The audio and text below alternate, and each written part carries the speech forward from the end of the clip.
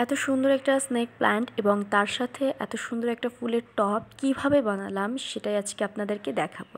Hello everyone, কেমন আছেন সবাই? আজকে আমি সেই ভাইরাল ট্রেন্ডিং স্নেক প্ল্যান্ট বানাবো। তো স্নেক প্ল্যান্ট বানানোর জন্য আমি প্রথমে নিয়ে নিয়েছি মাস্কিং টেপ আর যেই জুয়েলারি ওয়্যার থাকে সেই ওয়্যারটা নিয়েছি। আর এখানে আমি যে ওয়্যারটা নিয়েছি সেটা হচ্ছে হলুদ কালারের ওয়্যার নিয়েছি, কারণ আমার কাছে সিলভার কালারের ওয়্যার ছিল না, তাই আমি হলুদটা দিয়ে কাজ চালিয়ে দিয়েছি। তো আপনারা ভালো করে দেখলেই বুঝতে পারবেন যে এখানে আমি কিভাবে স্নেক প্লান্টের ওই কাটিংটা করেছি।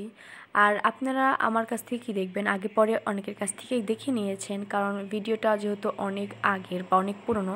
তো এখানে আমি আপনাদেরকে বোঝার সুবিধার্থে আরেকটা দেখিয়ে দিচ্ছি যে আমি কিভাবে এটা বানিয়েছি। আর আমি না অত ভালো তো কোনো কিছুই পারি না, তো আর কি যেভাবে পারি সেভাবেই বানাইছি। তো এটা বানানোর পরে এটা দেখতে কিন্তু কিছুটা মুরগির পালকের মতো লাগতেছে, তো খুব খালি খালি লাগছে। তো যাই হোক, এরপরে আমি সবুজ কালারের রঙটা দিয়ে দিয়েছি।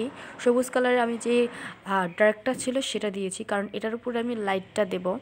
তো ডার্কটা দেওয়ার পরে আমি দুই পাশেই দিয়েছি, এক পাশ শুকানোর পরে আমি আবার আর এক পাশে দিয়েছি। এই যে ডার্ক সাইডটা রয়েছে সেটা দিয়েছি, কারণ নিচে যে হালকা কালারটা দিতে হয় এবং উপরে একটু গাঢ় কালার দিতে হয়, এই জন্য প্রথমে আমি হালকা কালারটা দিয়েছি, হালকা সবুজ কালার দিয়েছি, পরে আবার গাঢ় সবুজটা কালার দিয়ে আমি এখানে দিয়ে নিচ্ছি। আর আপনারা একটু ভালো করে লক্ষ্য করে দেখবেন যে স্নেক প্লান্টের পাশে হলুদ দাগ রয়েছে।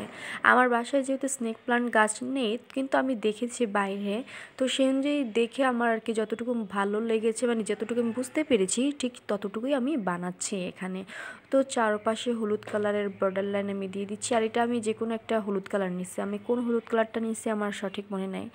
আর এখানে আমি অ্যাক্রিলিক কালারই ব্যবহার করেছি। আর আপনারা এই টপটা বানানো দেখেছেন, যেটা আমার পোস্টার কালারের একটা বক্সের রং ছিল, সেই রঙের কোটাটা শেষ হয়ে যাওয়ার পরে আমি এটাকে একটু পেন্ট করছিলাম।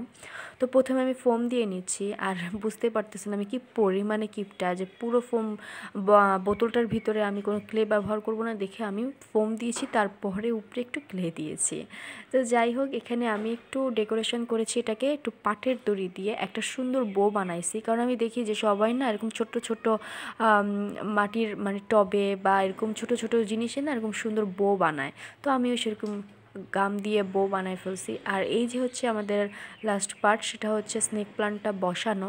তো এখানে আমি এক একটা বেঁকা, এক একটা সোজা, এরকম করে সুন্দরভাবে স্নেক প্লান্টগুলো এক একটা ফোমের ভিতরে দিয়ে দিচ্ছি। গাছগুলো ফোমের ভিতরে দেওয়ার পরে এত সুন্দর লাগছে আমার কাছে, আপনারা একটু দেখেন তাহলে বুঝতে পারবেন যে কী পরিমাণে কিউট লাগতেছে, কত ছোট্ট একটা জিনিস। তো আপনাদের কাছে কেমন লেগেছে সেটা কিন্তু অবশ্যই আপনারা কমেন্ট করে জানাবেন। আল্লাহ হাফেজ।